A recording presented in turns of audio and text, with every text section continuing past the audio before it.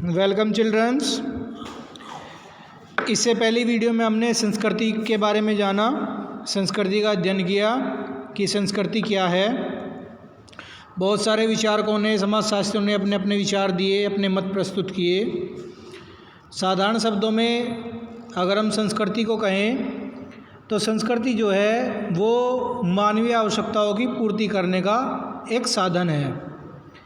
व्यक्ति के जो जीवन जीने के तरीके हैं, जो उसका व्यवहार है, जो उसकी विचार है, जो उसकी क्रिया है, जो उसके अनुभव है, उन सब का जो योग है वो संस्कृति कहलाता है। संस्कृति बहुत सारे तत्वों का सम्मिश्रण है, जिसमें भौतिक और अभौतिक दोनों ही प्रकार के तत्व पाए जाते हैं। भौतिक और अभौतिक संस्कृति के बारे में हम आगे चर्चा करेंगे। ऑकबर्न ने इसके बारे में बताया है। तो आज हम चर्चा करते हैं कि सांस्कृतिक कारक या संस्कृति किस प्रकार सामाजिक परिवर्तन के लिए उत्तरदायी होती है। तो आज हम उन्हीं सांस्कृतिक कारकों के बारे में यहाँ पे अध्ययन करेंगे। देखिए, जो भी संस्कृति है या सांस्कृतिक कारक है, उनमें और सामाजिक परिवर्तन के बीच में बहुत ही गहरा संबंध पाया जाता है। संस्कृति के अंतर्गत धर्म, प्रथा, रूढ़ी, परंपरा, संस्था, आदर्श, मूल्य, विश्वास, लोकाचार, कला, विज्ञान, व्यवहार, आदत, इन सब का समावेश होता है, जो कि लोगों के बीच होने वाली अंतःक्रिया और सामाजिक संबंधों को अनेकों रूप में प्रभावित करती है। संस्कृति के आधार पर ही यह निश्चित होता है कि कौन किसके साथ कैसा संबंध स्थापित करेगा, किस प्रकार का संबंध बनाएगा, किस प्रकार का व्यवहार करेगा। परिवार के जितने भी सदस्य हैं उनके बीच में किस प्रकार के संबंध होंगे और वो एक दूसरे से किस प्रकार का व्यवहार करेंगे। देखिए, जो धर्म है वो संस्कृति का बहुत ही महत्वपूर्ण अंग माना जाता है, और धर्म सामाजिक परिवर्तन की दिशा निश्चित करता है। संस्कृति का भौतिक पक्ष मनुष्य की आदतों में और अभौतिक पक्ष मनुष्यों के व्यवहार में परिवर्तन में योगदान देता है। जब भी किसी समूह के लोगों की आदतें और व्यवहार बदलते हैं तो उस समूह में सामाजिक परिवर्तन हमें देखने को मिलता है। देखिए, संस्कृति विभिन्न क्षेत्रों में परिवर्तन लाती है। उन क्षेत्रों में जो है आर्थिक क्षेत्र, राजनैतिक क्षेत्र, सामाजिक क्षेत्र और प्रौद्योगिकी क्षेत्र जो है वो मुख्य हैं। तो हम इन्हीं क्षेत्रों के बारे में चर्चा करेंगे कि इन क्षेत्रों में संस्कृति से किस प्रकार हमें परिवर्तन दृष्टिगोचर होते हैं। सबसे पहले हम बात करते हैं आर्थिक जीवन और संस्कृति की, या आर्थिक क्षेत्र और सांस्कृतिक परिवर्तन की।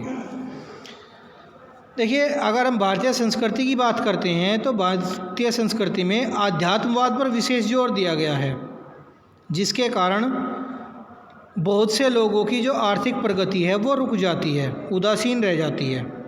यहाँ तक कि उतनी प्रगति नहीं हो पाई है भारत में जितनी अमेरिका में हो सकी है, क्योंकि भारत में आध्यात्म पर ज़्यादा जोर दिया जाता है। तो अमेरिका में ज़्यादा प्रगति होने का एक कारण ये है कि वहाँ पे भौतिक उन्नति को ज़्यादा महत्व दिया जाता है। जैसे अभी चर्चा हुई थी कि धर्म जो है संस्कृति का बहुत ही महत्वपूर्ण अंग है।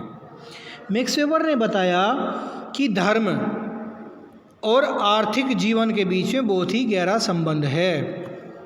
उन्होंने क्या किया, उन्होंने दुनिया के 6 धर्मों का अध्ययन किया और अपनी एक पुस्तक लिखी, Protestant ethic and the spirit of capitalism.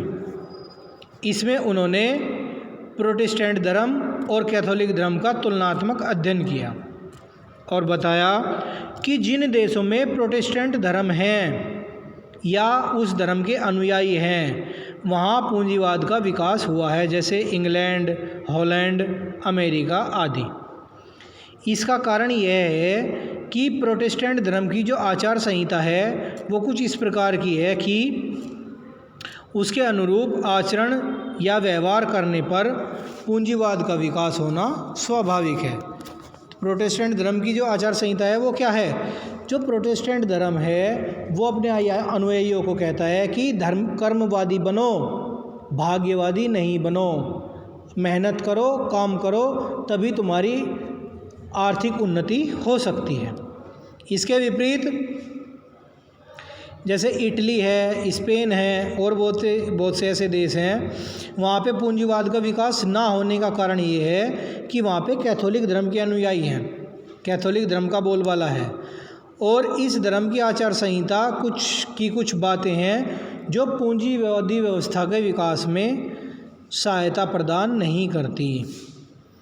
और इसी तुलनात्मक अध्ययन से मैक्स वेबर ने देखा कि जो प्रोटेस्टेंट धर्म के लोग हैं वो प्रगतिशील हैं, पूंजीवादी हैं, आर्थिक रूप से समृद्ध हैं, खुशहाल हैं, क्योंकि वे कर्मवादी लोग हैं, काम करने में विश्वास रखते हैं, तुलना में कैथोलिक धर्म के लोगों के, क्योंकि कैथोलिक धर्म वाले लोग जो हैं वे भाग्यवादी हैं, वे भाग्य में विश्वास करते हैं, काम करने में उनका विश्वास नहीं है। उनका मानना ये है कि जो भी तुम्हारे भाग्य में होगा वो तुम्हें स्वतः ही प्राप्त हो जाएगा।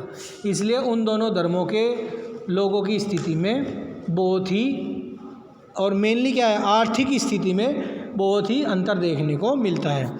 तो इस प्रकार ये ज्ञात होता है कि सांस्कृतिक कारक आर्थिक जीवन को काफ़ी हद तक प्रभावित करते हैं। इसके बाद है राजनीतिक संगठन और सांस्कृतिक कारक।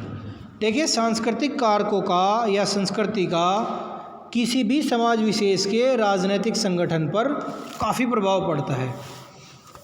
किस राज्य में प्रजातंत्र होगा, किस में कुलीन तंत्र होगा, कहाँ समाजवाद होगा, कहाँ साम्यवादी व्यवस्था को बढ़ावा मिलेगा, यह कुछ हद तक उस समाज के सांस्कृतिक पर्यावरण पर निर्भर करता है। जैसे जैसे समाज का सांस्कृतिक पर्यावरण बदलता है, साथ ही साथ लोगों के मूल्य, विश्वास, व्यवहार, आदत और विचार, इन सब में परिवर्तन आता है, जो कि राजनीतिक संगठन के स्वरूप को निर्धारित करता है। साथ ही क्या होता है, किसी भी देश में कैसे कानून बनाए जाएंगे, किस प्रकार की समाज सुधार योजनाएं आएंगी, समाज के कमज़ोर वर्गों के लिए क्या कुछ किया जाएगा, ये सब भी सांस्कृतिक कारकों पर ही निर्भर करता है। देखिए, स्वतंत्रता प्राप्ति के पश्चात भारतीय मूल्यों में और विश्वासों में काफ़ी परिवर्तन हमें देखने को मिले हैं। इसका प्रभाव लोकसभा द्वारा समय समय पर पारित किए गए विवाह और परिवार से संबंधित अधिनियमों पर भी स्पष्टतः दिखाई पड़ता है। देखिए, स्वतंत्रता प्राप्ति से पहले की आप पारिवारिक और वैवाहिक परिस्थितियों को देखिए और आधुनिक भारत की पारिवारिक और वैवाहिक व्यवस्था को देखिए। दोनों में जो है अंतर देखने को मिलता है, और जिसका कारण सांस्कृतिक परिवर्तनों को बताया गया है। इसके बाद है सांस्कृतिक पर्यावरण, सामाजिक संगठन और सामाजिक संरचना। देखिए, कोई भी समाज विशेष है, उसके सांस्कृतिक पर्यावरण में, सामाजिक संगठन में और सामाजिक संरचना के बीच में बहुत ही घनिष्ठ संबंध पाया जाता है। यहाँ तक कि ये देखिए, धर्मों के आधार पर भी सामाजिक संरचना में काफ़ी अंतर देखने को मिलता है। और इस भिन्नता का मुख्य कारण क्या है? उस समाज में प्रचलित सांस्कृतिक पर्यावरण का अंतर है।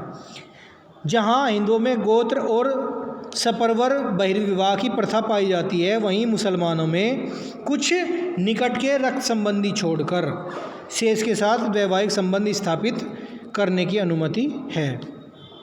इसी प्रकार हिंदुओं में विवाह को एक धार्मिक संस्कार माना जाता है, जबकि मुसलमानों में यह एक सामाजिक समझौता माना जाता है। परिवार के क्षेत्र में यदि हम बात करते हैं तो हिंदुओं में विशेषतः संयुक्त परिवार का बोलबाला है, जबकि ईसाइयों में जो एकल परिवार है, नाभिकीय परिवार जिसे कहते हैं, उसका प्रचलन है। किसी भी सांस्कृतिक समूह में मातृसत्तात्मक परिवार पाए जाते हैं तो किसी में पितृसत्तात्मक परिवार पाए जाते हैं। किसी समाज में स्त्रियों की स्थिति ऊंची मानी जाती है तो किसी में पुरुषों की स्थिति उच्च है। हिंदुओं में पाई जाने वाली जो एक जाति व्यवस्था है, इसका कारण भी हिंदू संस्कृति है, हिंदुओं की धार्मिक मान्यताएं हैं। यहाँ पे जाति में पाए जाने का और इतने लंबे समय तक अनेक रूपों में लोगों के जीवन को प्रभावित करने का एक मुख्य कारण यहाँ की संस्कृति है। वर्तमान समय में पाश्चात्य सभ्यता और संस्कृति के प्रभाव, बढ़ती हुई शिक्षा, मानवतावादी और उदारवादी मूल्यों के प्रसार और विज्ञान के व्यापक प्रभाव से यहाँ की सांस्कृतिक विशेषताओं में भी बहुत अंतर देखने को मिलता है। अतः इस प्रकार हम कह सकते हैं कि सांस्कृतिक पर्यावरण में होने वाले इस परिवर्तन का प्रभाव जाति व्यवस्था और संपूर्ण सामाजिक जीवन पर हमें स्पष्ट रूप से दिखाई पड़ता है। इसके बाद है प्रौद्योगिकी के क्षेत्र और सामाजिक परिवर्तन। देखिए, संस्कृति का प्रौद्योगिकी क्षेत्र पर भी बहुत ही गहरा प्रभाव पड़ता है। संस्कृति के अनुसार यह निर्धारित होता है कि प्रौद्योगिकी का प्रयोग किस प्रकार से किया जाएगा। कारखानों में वे ही वस्तुएं बनती हैं जो प्रचलन में होती हैं, अर्थात जो मानवीय आवश्यकताओं की पूर्ति करती है। उदाहरण के लिए ये देखिए कि अगर आप अपने क्षेत्र को देखते हैं तो कुछ चीज़ें ऐसी हैं जो केवल आपके क्षेत्र में ही मिलेंगी, किसी अन्य क्षेत्र में वो नहीं मिलती। क्यों? क्योंकि वो आपकी संस्कृति का हिस्सा है, वो आपके समाज में प्रचलित है, इसलिए वो केवल आपके ही क्षेत्र में मिलेगी, किसी अन्य क्षेत्र में नहीं मिलेगी। ठीक है, तो इस प्रकार से यह जो है संस्कृति पर ही निर्भर होता है। प्रौद्योगिकी क्षेत्र में होने वाले अनेक आविष्कार जैसे मशीन, उपकरण, प्रौद्योगिकी कौशल, इनमें जो है समग्र रूप में प्रौद्योगिकी का परिवर्तन जो है लोगों के मूल्यों, विश्वासों और आदर्शों पर निर्भर करते हैं। प्रौद्योगिकी का प्रयोग किस प्रकार किया जाएगा, किस क्षेत्र में किया जाएगा, ये भी संस्कृति के द्वारा ही निर्भर होता है। मैकाइवर पेज ने इस बात को एक उदाहरण देकर स्पष्ट किया है। उन्होंने बताया कि एक जहाज़ का विभिन्न तरीक़ों से प्रयोग किया जा सकता है। उसकी सहायता से अनेक बंदरगाहों तक पहुंचा जा सकता है, व्यापारिक उद्देश्य से, धार्मिक या सांस्कृतिक उद्देश्य से, यात्रा के उद्देश्य से या किसी देश पर आक्रमण करने के उद्देश्य से। तो जहाज़ का प्रयोग किस उद्देश्य से किया जाएगा, यह बहुत कुछ हद तक संस्कृति पर ही निर्भर करता है। इस प्रकार कारखानों में जीवन से उपयोगी आवश्यक वस्तुएं तैयार की जाएंगी। आरामदायक वस्तुएं, भोग विलास की सामग्री, युद्ध के लिए शस्त्र आदि में से किसका निर्माण किया जाएगा, ये वहाँ के प्रचलन पर निर्भर करता है, वहाँ की संस्कृति पर निर्भर करता है। तो इस विवेचन से ये स्पष्ट हो जाता है कि सांस्कृतिक कारक या संस्कृति भी किसी भी समाज में सामाजिक परिवर्तन लाने के लिए उत्तरदायी होती है। उसका बहुत ही महत्वपूर्ण स्थान सामाजिक परिवर्तन लाने में होता है। इससे अगली वीडियो में हम चर्चा करेंगे सामाजिक परिवर्तन और सूचना प्रौद्योगिकी कारक।